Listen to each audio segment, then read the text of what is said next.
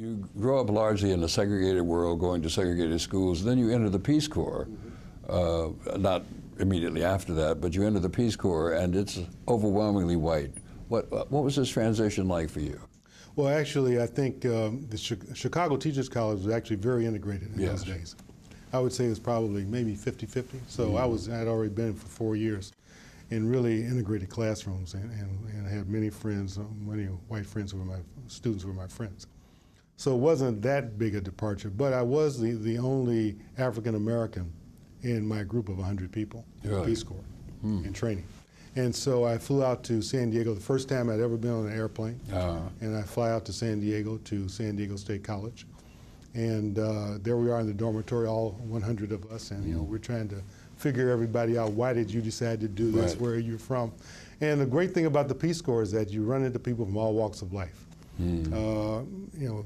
Children from great wealth, children from working class families. There we are, all there with a common mission.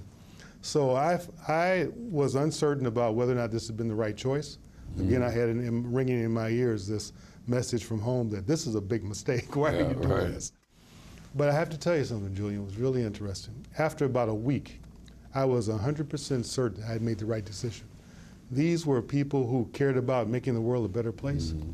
They listened to each other.